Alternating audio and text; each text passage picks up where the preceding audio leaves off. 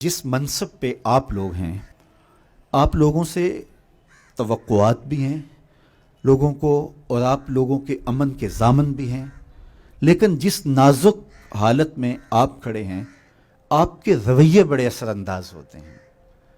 جب ایک شخص آپ کے پاس آتا ہے، آپ کا اس کے لباس سے، اس کی وضاقتہ سے رویہ تبدیل ہوتا ہے، تو وہاں ہی انصاف کا خون ہونا شروع ہو جاتا ہے۔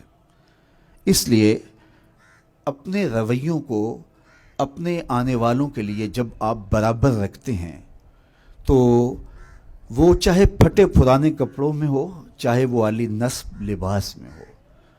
ویسے تو ایک عربی کا مقولہ ہے الناس باللباس، لوگ لباس سے ہوتے ہیں۔ عمومی طور پہ جو رویے ہیں وہ یہ ہوتا ہے کہ جس طرح کی وضاقتہ ہو، لوگ اس حساب سے عزت دیتے ہیں۔ ہر آنے والا آپ کے پاس انصاف کی بھیک مانگنے آیا ہے، امن کی بھیک مانگنے آیا ہے، تو آپ اس کی مدد کر سکیں۔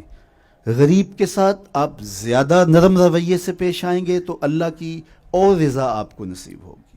میرے حضور کا رویہ ان لوگوں کے لیے جن کو کوئی پوچھتا نہیں تھا اتنا خوبصورت تھا کہ ایک خاتون آئی اور وہ مسجد نبوی کے دروازے پہ کھڑے ہو کے حضور کو ہاتھ سے اشارہ کرتی، تو آقا کریم علیہ السلام مصلی سے اٹھ کے اس کی بات سننے کے لیے جاتے ہیں۔ تو اس نے کہا میں نے آپ سے کوئی باتیں کرنی۔ فرمایا کیجئے۔ اس نے کہا یہاں نہیں کرنی۔ کہاں کرنی؟ مسجد نبوی سے باہر کھلی جگہ تھی۔ کہا آپ وہاں آ جائیں، میں وہاں آپ سے کوئی باتیں کرنی ہیں۔ عرب کی دھوپ، کڑکتا ہوا ماحول اور حضور کا نازک بدن، کار نبوت کی اہم ذمہ داریاں، اور اس عورت کا توازن عقلی بھی کچھ ٹھیک نہیں تھا، اور اس نے جو حضور سے باتیں چھیڑیں تو پھر بات چھوڑنے کا نام نہیں لے رہی تھی۔ اب گھنٹے لگ گئے، حضور سن رہے ہیں کان لگا کے۔ صحابہ کو بڑا غصہ آ رہا ہے کہ اس عورت کی بے مقصد سی باتیں اور حضور کا قیمتی وقت اور نازک بدن۔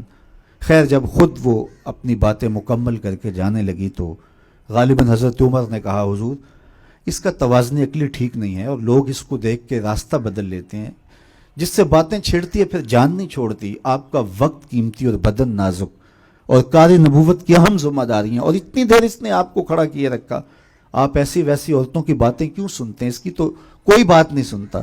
تو حضور نے فرمایا عمر پورے مدینے میں اس کی کوئی نہیں سنتا، میں بھی نہ سنوں۔ اور اس بڑھیا کو آواز دے کے کہا بڑھیا جب دکھڑے زیادہ ہو جائیں جہاں مرضی کھڑا کر کے محمد کو اپنی باتیں سنا لیا کرو۔ تو رویوں کی خوبصورتی آدھا دکھ ختم کر دیتے ہیں۔ اور ہم تو یہ پولیس کا امتیازی نشان سمجھتے ہیں کہ مجرم سے ہماری نفرت نہیں ہے، ہماری نفرت جرم سے ہے۔